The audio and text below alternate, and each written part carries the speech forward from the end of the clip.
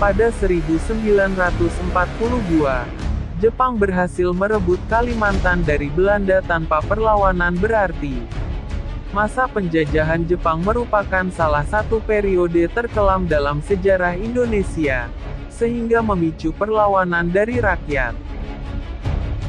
Di Kalimantan, perlawanan terhadap Jepang dilakukan secara besar-besaran di Kalimantan Barat dan Selatan. Gerakan perlawanan ini dipicu oleh berbagai sebab, tetapi umumnya karena tindakan Jepang yang sewenang-wenang. Penyebab perlawanan rakyat Kalimantan terhadap Jepang sangat kompleks.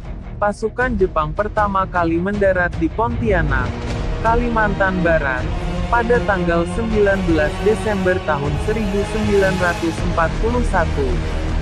Setelah berhasil mengusir Belanda tanpa mendapat perlawanan berarti, Jepang pun mudah menguasai kota-kota pedalaman seperti Putusibau dan Sanggau, hingga kota besar seperti Banjarmasin.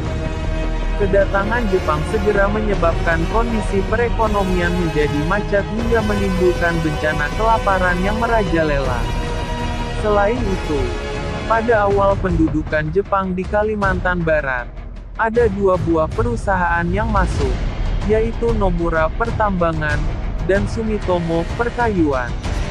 Untuk menjalankan kedua perusahaan itu, Jepang mempekerjakan sekitar 80.000 rakyat dengan sistem kerja paksa Romusha. Hal inilah yang kemudian memicu perlawanan. Tekad perlawanan di Kalimantan Barat semakin besar saat kebijakan sewenang-wenang Jepang ditambah dengan disiplin keras yang diterapkan pemerintahan militernya. Pasalnya, rakyat Kalimantan Barat dipaksa membungkuk untuk menghormati tentara Jepang. Apabila menolak, mereka akan diberi kekerasan fisik. Tindakan yang dilakukan Jepang ini tidak dapat ditoleransi lagi karena dianggap sebagai pelanggaran serius terhadap kehormatan diri rakyat. Pada 1943, Jepang mencurigai adanya komplotan-komplotan dari kalangan orang China, pejabat, dan Sultan Kalimantan Selatan akan melakukan perlawanan. Semua kalangan itu kemudian dihancurkan melalui penangkapan-penangkapan pada Juli tahun 1943. Selain itu, sebanyak 1.000 orang lainnya dipenjara, termasuk 12 sultan. Pada tanggal 16 Oktober tahun 1943, tokoh-tokoh masyarakat Pontianak dari berbagai golongan mengadakan pertemuan rahasia di Gedung Medan sepakat untuk merencanakan perlawanan terhadap Jepang.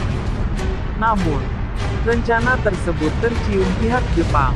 Akibatnya, sebelum perlawanan dilancarkan, Jepang lebih dulu menangkap dan membantai rakyat serta beberapa tokoh masyarakat Kalimantan Barat.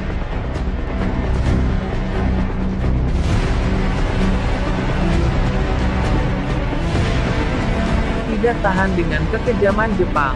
Pada akhir 1944, orang-orang Dayak mulai melancarkan serangan. Meski berhasil membunuh beberapa orang Jepang, perlawanan mereka belum memberikan hasil yang berarti. Bahkan perlawanan rakyat dibalas oleh Jepang dengan akibat-akibat yang sangat buruk. Pada awal 1945, orang-orang Dayak di daerah Hulu Kapuas di pedalaman Kalimantan Barat bangkit melawan Jepang. Pasukan Jepang yang sibuk menghadapi pendaratan pasukan sekutu pun menjadi kelabakan. Bahkan kegarangan orang Dayak dalam bertempur membuat banyak prajurit Jepang melarikan diri ke hilir.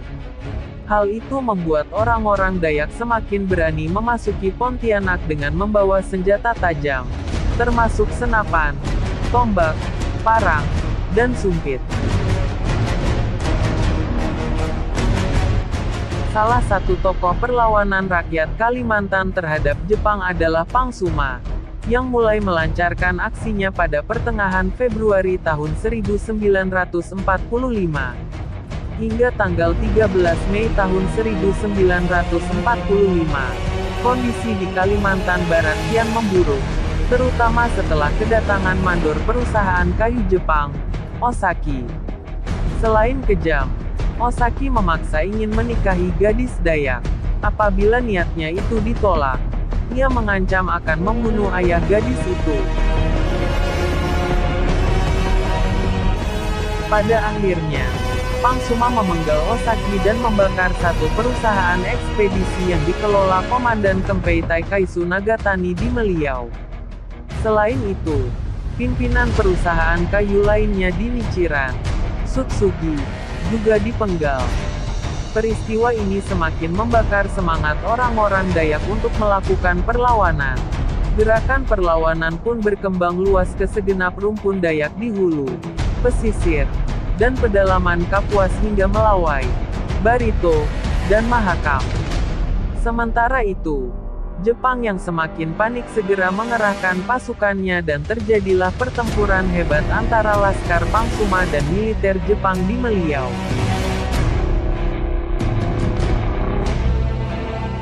Sayangnya, Pangsuma gugur di medan perang bersama sebagian pasukannya dan perlawanan berhasil dipadamkan Jepang.